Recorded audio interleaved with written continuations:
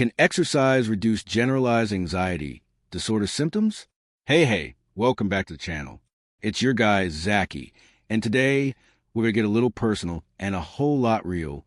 If you ever felt stuck in a constant loop of overthinking, worry, and tension for no good reason, that's not just being stressed.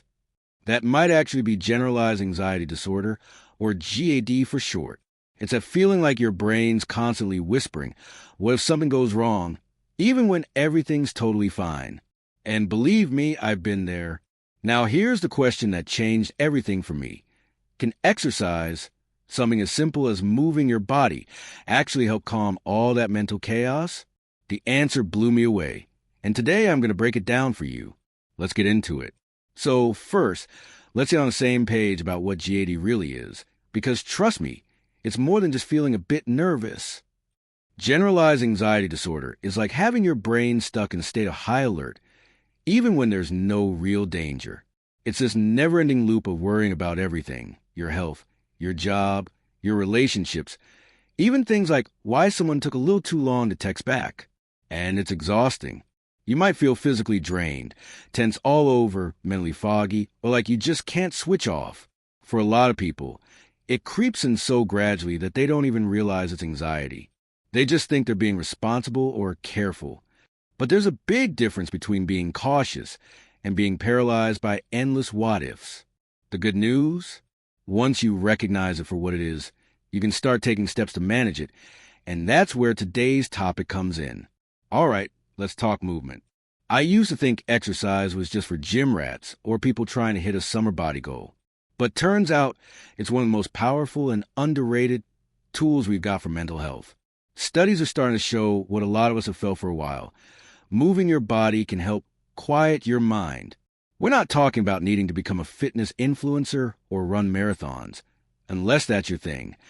What we're talking about is how something as accessible as a walk, a dance break, or some yoga in your bedroom can have serious effects on how your brain processes stress and worry.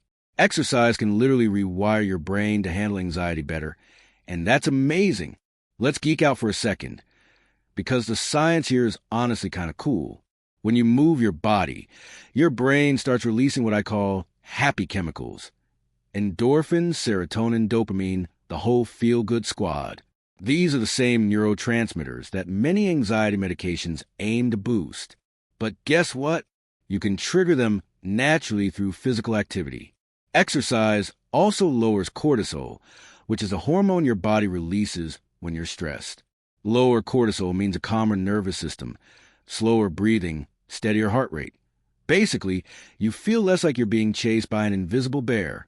Plus, physical movement helps you burn off all that nervous energy that anxiety tends to build up. It's like shaking the worry out of your body, literally. Now, I know some of you might be like, okay, Zachy, but is this just anecdotal? Nope. The science is rock solid. One major 2021 study in the Journal of Affective Disorders found that people with GAD who started doing regular aerobic exercise saw major improvements in their symptoms, as in better sleep, reduced tension, and lower anxiety levels overall. There was another big meta-analysis, which is basically a fancy term for a mega study of lots of smaller studies, that looked at the effect of physical activity on anxiety. The takeaway? Consistent exercise almost always led to better outcomes for people struggling with anxiety disorders. It's not hype, it's science. So here's what everyone wants to know next. What should I actually do? The answer is, whatever gets you moving and feels sustainable for you. But let's break it down a bit. Cardio, things like running, brisk walking, biking, are awesome for quickly boosting mood and lowering tension.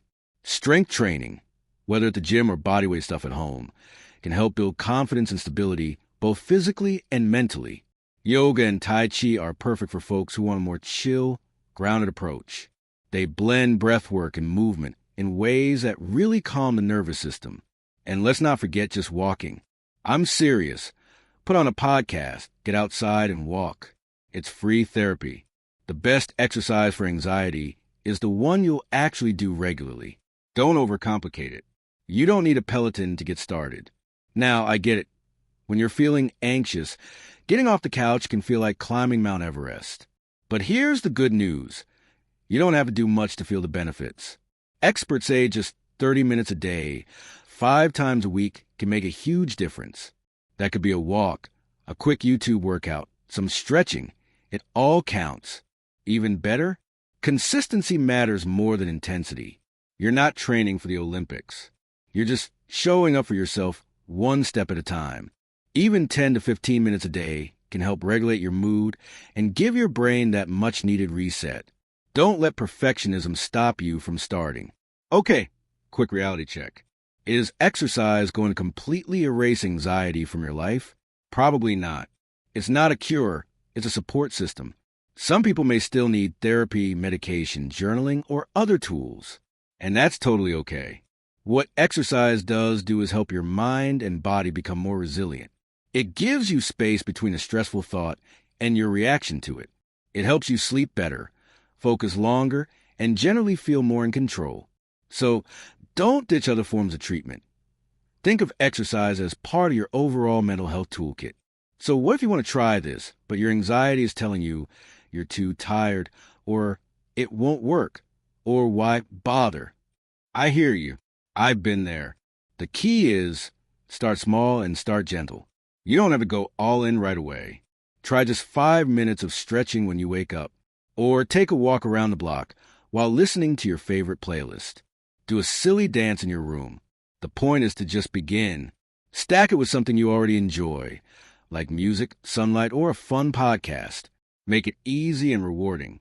And please, give yourself grace if you miss a day. This isn't a punishment. It's an act of care. So here's the bottom line. If you're dealing with GAD, you're not alone and you are not broken. You're human. And while anxiety might be a part of your story, it doesn't have to be the whole story. Exercise may not be the most obvious solution, but it's one of the most empowering ones out there. It helps you reclaim your energy, your focus, and little by little, your peace of mind. You don't need to fix yourself. You just need tools that help you feel more like you. And this could be one of them. If this video helped you or gave you a new perspective, do me a favor. Hit that like button. Share it with someone who might need it, and let's talk in the comments. Have you tried using exercise to manage your anxiety? What worked for you? And hey, if you want more mental health tips, real talk, and strategies to feel better without the fluff, make sure to subscribe and become part of the fam here at Zacaprat. We're all about growing, learning, and healing together, one step at a time. Thanks for watching. Take care of your mind and your body.